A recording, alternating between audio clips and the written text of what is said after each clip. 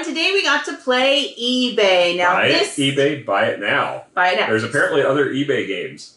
Okay, so this game was actually a promotional for eBay at Gen Con. So basically, if you went to the booth, you signed up for this eBay collectibles thing, the new thing that they've got going on, then they gave you a free game, a free playmat. We got a bunch of freebies, actually, quite a bit.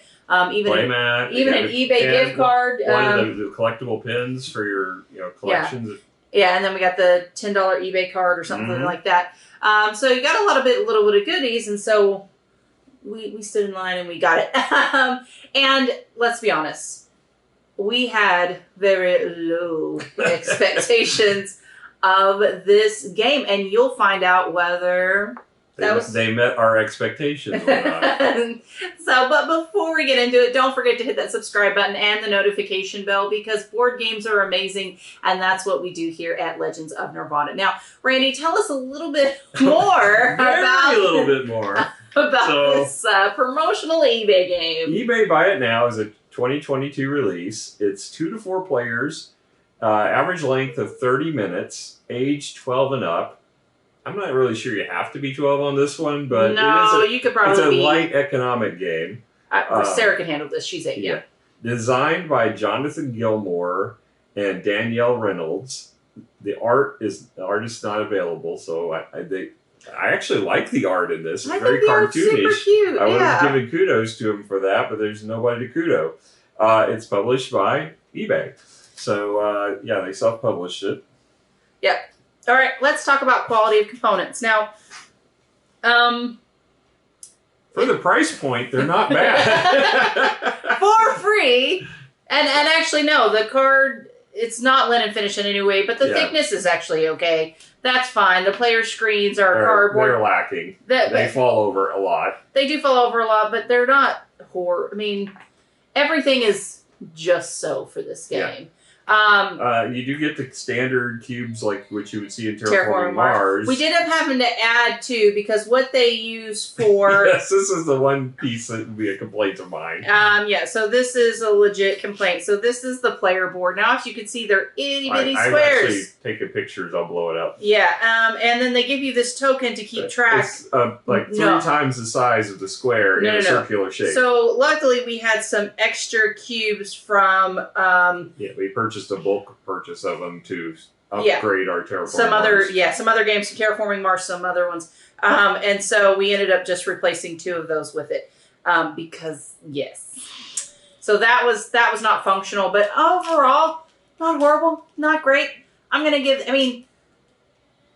it's far more appealing than Catan. But that's more themed. Given the price point, the components are better than I expected. Yeah, I've seen Kickstarters that are worse than this. That are worse than this. So it's, a 5.5? 5? I'm probably a 5. I don't think there's anything special about it. No, it's not. 5. I'm fine with a 5. 5 is that. We do have a player board. Yeah, we do actually have a board. So 5 is fine. And then let's talk about theme. I actually like the artwork. I think it's very visually appealing. It's very cute, and you've got all these different collectible items that are in there, and they're all smiling at you. Well, I love all the playful colors, and whoever is the artist for this, it's cute. Good. Yeah, it's cute. I like it. I'm actually not upset with it. And then you have the whole eBay theme. Now, it's another buy and sell kind of market game. It's okay. It's cute. It's a very basic market game. But I do like the fact that they printed some of the setup onto the board, so you can, it's not the complete rules of how to set it up, but it's got guiding commentary on the board for it. They did a pretty good job laying out and thinking about the board. Yeah, well, this board, not the player board so much, but this board, they did a good job. Overall, for theme, I'm willing it to giving a 6 because the art's really cute. And it's very visually appeasing. The different colors, I love the color combo. I'm willing to give it a 6. I'm probably going to go 6.5 because I like the central board, the way it's laid out and structured, and the commentary. And, the board here isn't horrible for the price point, but it really, you can easily bump it, which I did twice when this thing fell over. to knock your pieces around. And this was just a dumb decision as far as that goes. But we already talked about that in quality. So yeah, I'm gonna give it a 6.5 because I do like the art and the color choices. Yeah, they did a good job on that one. All right, so now let's talk about the rule book. Now, Yes, let's talk about this rule book. so I think they needed another editor pass. Yes. So first of all, centerfold. I hate centerfolds, and it's worse because it's a full size centerfold, so it takes up, like when you're trying to read it, you got to have a lot of surface area. So like me, I like to set up the game and try to read the rules while I'm got it set up where it makes more sense. All my pieces were in the way because of this rule book take up half the table. So I was not happy with the rule book just from out the get-go. But then when I start reading it, there's things, first of all, there's a lot of bad grammar in this rule book. Like the word layout, which is a noun, is used to be lay out, as opposed, just things that are nitpicky like that, and not understanding the difference between then and than. Yeah, an English major is going to cringe. Yeah, so if you're an English snob, which I tend to be, you're going to see a lot of things that irritate you while you're reading the book. Which, to be honest, though, because I'm the first one that read and played it with another group, I didn't notice those. Which is why in my book I need multiple editors. Yes. So the other thing is there's things that are referenced. First of all, the contents were wrong. It wasn't hugely wrong, but it says there's 31 cubes, and then they got a picture of the cubes, and there's 30 in the picture, and there's no additional reason to have another cube other than we had to add for the eight cubes to the game to get rid of those discs. So yeah, I mean, just silly things like that. And then there's references that are in the wrong places in the book. Like in the setup, it mentions the minimum bid on the cards, but when you actually go into the auction section where the bids matter, there's no reference to the minimum bid. Well, I noticed that sometimes the information wasn't all together, and you had to kind of look. Some of it's on the board, some of it's on there. Yeah. So all the information's there. It's just a little. It's piecemeal. It's definitely piecemeal, and also they just there's a few things they just kind of assume you picked up on as you're going through that it doesn't call out specifically, and I didn't. I knew what they were talking about, but if somebody were trying to read the rule book and wasn't an experienced gamer, it could cause confusion.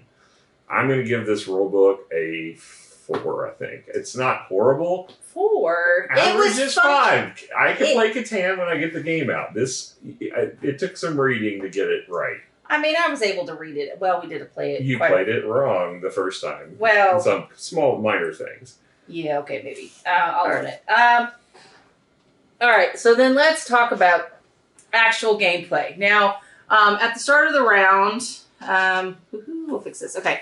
All right. Basically, you have 3 actions, and then the round ends. So, 3 actions in the auction phase. Yeah, then the auction phase. So first, you're going to start off with round 1. It'll be depending on number of players. You'll have cards out 1 more than the number of players. So we played a 3-player game, so we had 4 cards up for bid here. Yeah. Okay. And so. And then you start out with 20 money. Now, there's a couple of things. And you get 3 of your stats that are not, for whatever reason, not the toys and statues. That's because they're the most valuable ones. Yeah, they're the most valuable ones. So you choose 3. Yeah, so you choose 3. Now, all of these are here at the bottom, except one reveal. We'll just use that one for giggles.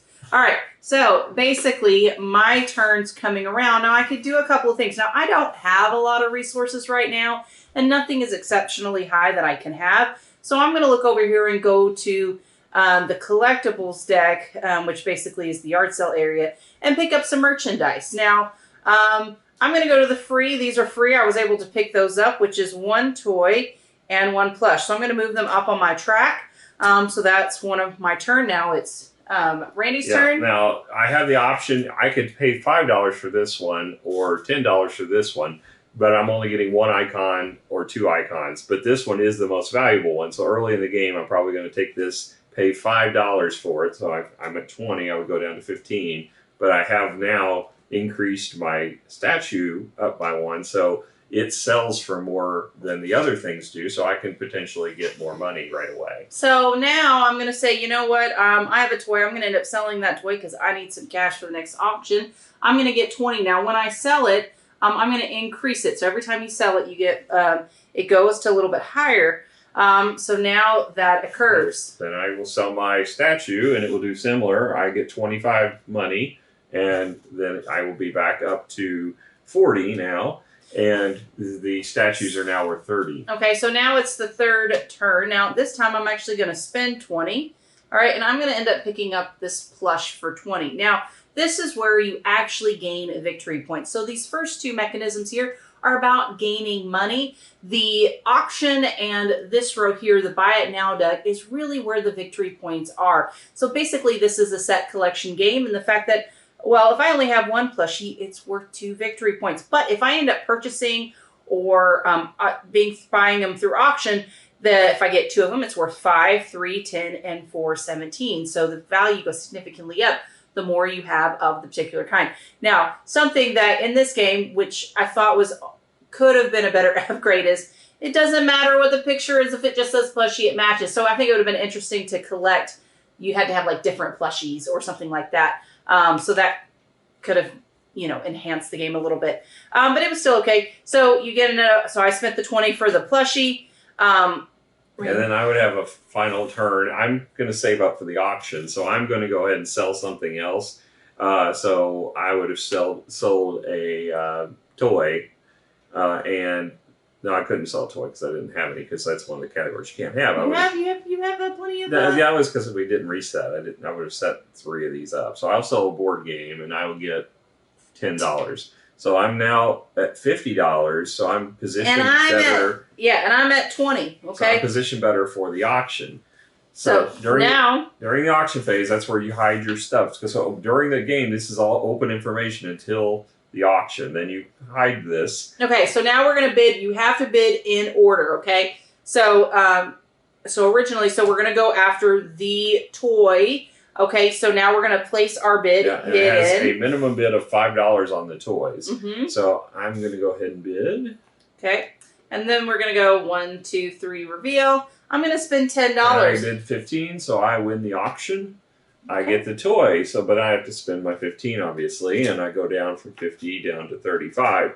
But I'm still in pretty good position against Miranda for auctions. Okay, now we're going to look at this board game again. So... ready, set, go. 10. 10. So we tied. So this is what happens. You end up hiding again. Now you either have to step it up, you have to increase the amount, or you bow out, okay? So we make that decision. Okay, ready, set, reveal. 15. Okay, so he wins the bid because I decided to bow out. So now I'm down to 20. Now I'm got to be a little more concerned because I'm probably rivaling now with Miranda. Correct. So now what happens if both of you had to bow down, okay? So neither wanted to pay the increase. Well, then that card just gets placed at the bottom of the auction deck, and that's the timer, the auction deck. So all of these cards will end up being eventually taken. It extends out the gate if no one wins. Yeah, but I think unless the last round, because if there's a tie and everybody bows out, well, then no one the card just gets burned. Correct. So that essentially is the game. And then as soon as this deck runs out, everyone calculates their points. Money is actually worth victory points. For every 10, it's worth 1 victory point. It's actually not that bad. Yep. In fact, I could see, there's...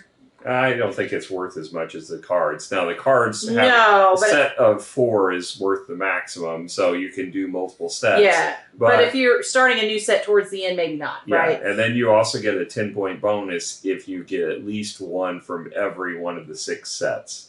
Yeah, so, so there's some thoughts to play it. Now, I would like to see it maybe not where you're collecting these, but maybe just straight up money, because then you're taking actions but then buying the cards for the auction phase. Anyway, so it's something to think about.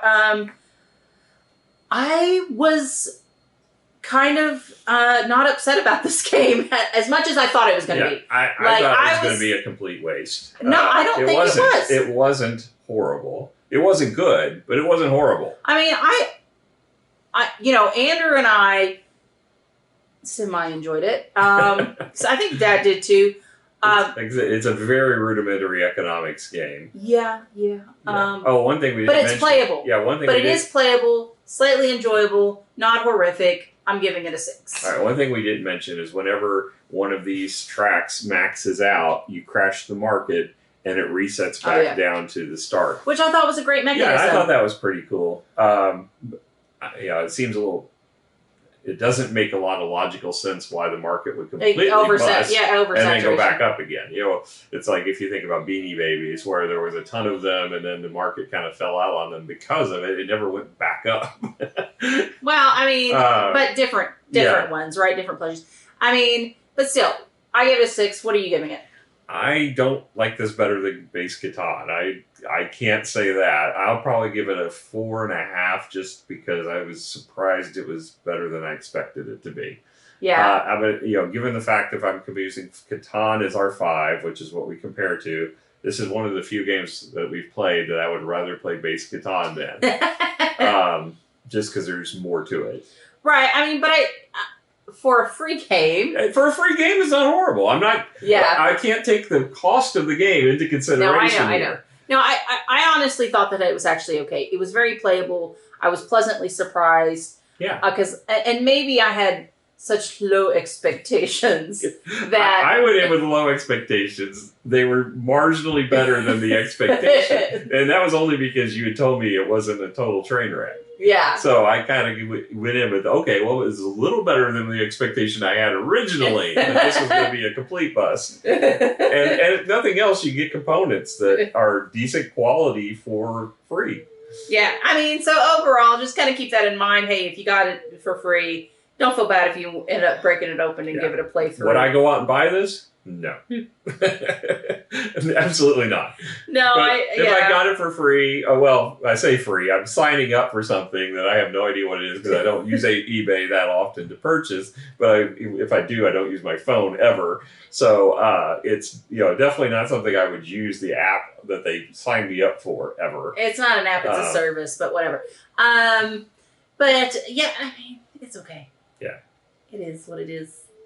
So all in all, I definitely wouldn't go out tracking this one down and paying a premium to get it. If you happen to have got it at Gen Con and we're debating whether you want to open it or not, it's up to you at that point. It's your call. Yeah. It's not horrible. It's not great. Though, here's my thing, though. If you're a light gamer, maybe. It's better than Monopoly. Well, if you're trying to dabble and get into an economic game, if you've never played an economic game, this might be a decent starter for economic games. Like base level. Very basic, but like teenagers. Yeah, if you're getting into supply and demand and stuff, you don't want to start with the City of Broad Shoulders or whatever. Listen, or 18XX games. That would be a bad choice. This would be a much better choice as a starter. So I should say that if you've got some teenagers or something, I think this would be fine. Or even like Sarah, I think Sarah could play because the cart art is tailored to a child. That's why I was confused by the age because I think was it only 8 in this one? No, it was 12 and up on this one. No, you could definitely. I think I don't think that's the thing. I think if you took this as a kid game, I think it would actually go over well. Yeah. I mean, I think with Sarah, we might have to help her with some of the auction stuff, which is kind of counter to what the whole purpose of the hidden auction is. Well, but I think she could get it. Yeah. I think after a play or two, she'd have it. Yeah. So, I mean, maybe you should look at that. Maybe it's a kid's game. I don't know about a kid's game.